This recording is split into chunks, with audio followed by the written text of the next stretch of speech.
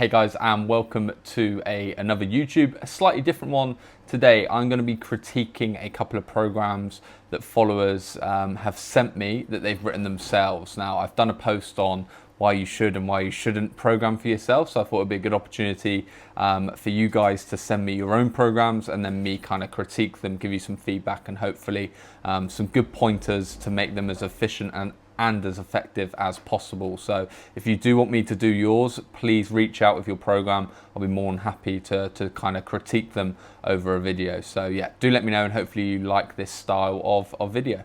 And before I go, like and subscribe.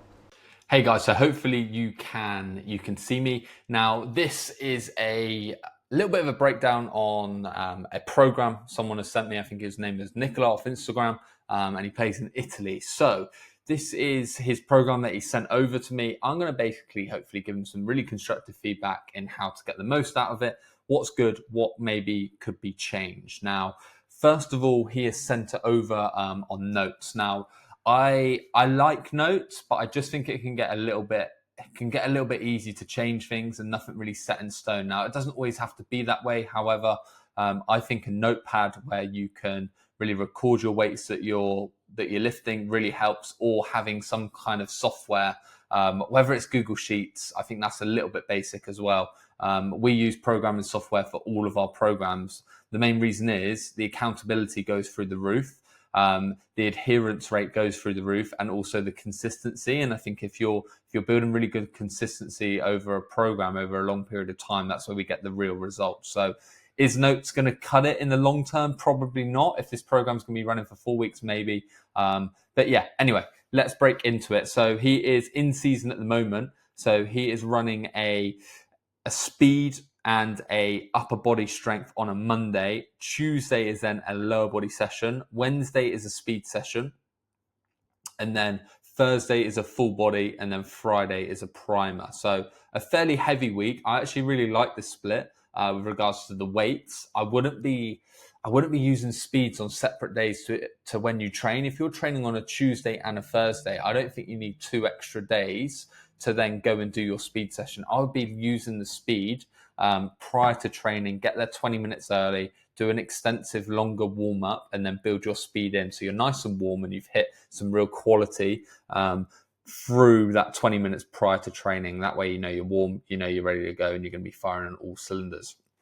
I also think it then actually creates some high low days in your week, rather than it being a high day where you're double gymming, or you're gymming and you're training in the same day, and speed as well. I think it could be done better, especially when we're looking to kind of prime ourselves for a Saturday game. So that's just my first kind of point of call. I really like the structure of the speed sessions. They look fairly familiar in what I have programmed or put on Instagram before, but that's good. I'm glad you're taking note of that. But again, very much a focus on both of these sessions where you have some activation, some drilling, some positioning before going into kind of your mechanics base. Now, working on your technique, your positions, your posture is going to be really important in becoming an efficient sprinter and an efficient mover. So don't overlook these. They're going to be a real good way of building some like stiffness qualities, reactiveness, things like this, which are really going to play into transfer onto the pitch when you've got ball in your hand, or when you're in D trying to make tackles and accelerate through, change direction. So that is a real key point, and don't just skip over this. A generic warm-up probably isn't going to cut it if we're wanting to get faster. So making sure that we've got specific drills in there to run fast. And I think A marches, skips for height, skips for distance, your jab steps, your knee dribbles, your straight leg runs are all excellent exercises. So well done on that. Your speed, again, nice dosage with regards to it. I would argue this is probably a shorter acceleration. 3 times 20 meters, pretty short. And then you could have some longer work maybe on the Thursday. But your shorter excel work, I would actually put probably close to game day, and then have your longer max V work away from game day, because that's where it's going to carry the most fatigue into that game. So get it further away from the game day. So if you were to do this speed session on a Tuesday, and this one would suit a Thursday, let's say. So that's just some key things to be thinking about. Again, speed doesn't need massive amounts of quantity. It just needs real good quality. If you get 1 to 2 efforts at 100%, that's going to be more than enough in your week because you're more than likely to hit it in training, especially if you're an outside back or centre, for example, or just during a kick chase as a type 5 forward. Your upper body session, you're starting it with any bench variation. Obviously, you've got some power work primer, which I like as well, prior to your main strength work. Just be a little bit mindful here. You've got horizontal push, and I imagine that's a horizontal pull as well. You've put any bench variation. I'm not a massive fan of that. I think you should potentially have a bench variation that you stick to for a period of time rather than changing each week. So I'd want to see some consistency there, and then also making sure that you have that pull in there and you know what you're going to be hitting each week. There's a fair amount of volume in this strength session. You've then got your vertical pulling and your vertical pressing. And again, you've got 3 sets here and then 4 sets there. I would argue they could both be 3 sets for the time being, because you're going to be fairly gassed going into your pull-ups and your shoulder press as well. So maybe reduce that down to 3 sets and don't overcook it, because you've then got a heap load of accessories here with your pullovers, your LU raises and your chest flies. Again, I really like this circuit. Dumbbell pullover for out of range shoulder above head. Your LU raise is great for those delts. And then obviously being strong out of range through those cable chest flies is a really nice movement and a great robustness for that shoulder and upper body, especially when making tackles in that outreach position. Arms and dips, love it. And then some core. So yeah, pretty happy with that Monday strength upper body session. I think just the main changes would be reduce the sets here. What's the priority? Is the bench the priority, or is the pull-up and the shoulder press the priority? If you're going to do them both in one session, you need to probably pick which one's going to be your main strength movement and which one's going to be a little bit higher volume. Tuesday, you have your lower body work. So you've got some mobility to start. Your Olympic lifts, which I love. Good work there. Bar shrugs, muscle cleans. I assume I like to do that with an empty bar before building into some heavy hang power clean. So again, really like that.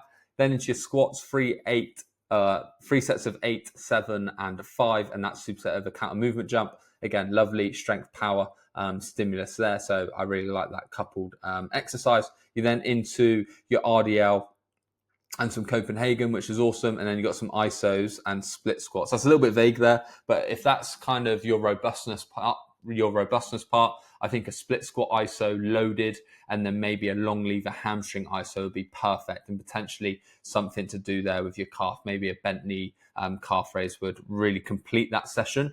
And overall, that's a really nice lower body session. Not too much volume that's going to carry loads of soreness into the week. So good job on that. And then obviously we've talked about that Wednesday speed. I think this session should be done on a Thursday. Thursday is looking like more of a full body strength power. So again, a really nice way to kind of mix up the week and break it up. Having Wednesday as a lower day or an off-feet day would be really good. And then Thursday is a strength power where you're not going to get too sore. The main thing is I'm looking at the Friday primer. So these sessions are back to back. Now, you've already done cleans. Do you need to do cleans again on a Thursday? I don't think so. I don't think you need to be doing trap bar deadlifts banded on a Thursday if you're going to be doing trap bar jumps on the Friday. So I would almost take out trap bar deads and your hang power cleans to reduce the volume of this Thursday session and have your main lower body exercise as the step ups, low box step up, 3 sets of 4. Again, brilliant with regards to leg drive, building single leg strength, and it's going to be an exercise that's not going to make you too sore.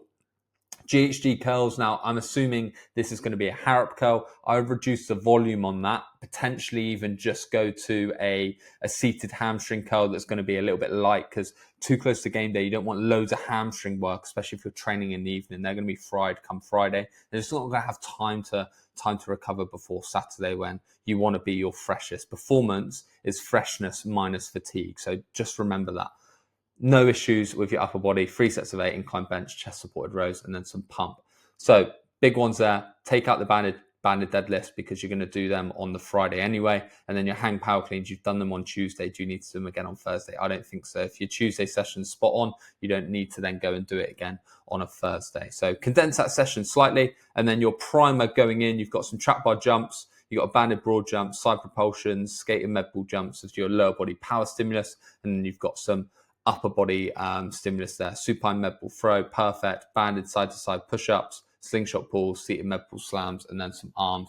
I really like that as a primer. In and out, get it done. You don't need to be in the gym any longer than half an hour. So overall, pretty good. Just the main changes are Monday and Wednesday, I think that should be swapped and then moved to Tuesday and Thursday. Your Monday strength session's excellent. Your Tuesday lower body session is excellent. Potentially, the Harrop curl could come on a Tuesday rather than doing it on a Thursday, or you just change that up, lower volume, maybe just 3 sets of 2 or 3 sets of 3, for example. And then again, like we talked about, you don't need to do Olympic lifts again if you've done it 2 days prior. Trap bar banded deadlifts, take them out, condense that Thursday, leave yourself peaking for the Saturday rather than kind of taking a step back because you've got training in the evening. So keep those things in mind. Overall, really good. I like the contents of the session. If you are someone that is watching this and you want your program critiqued or feedback given, then let me know in the comments. Feel free to send it over on Instagram, and I'll make another video like this. If you've liked this and enjoyed this style of video, make sure you like it, subscribe, and I'll see you at the next one.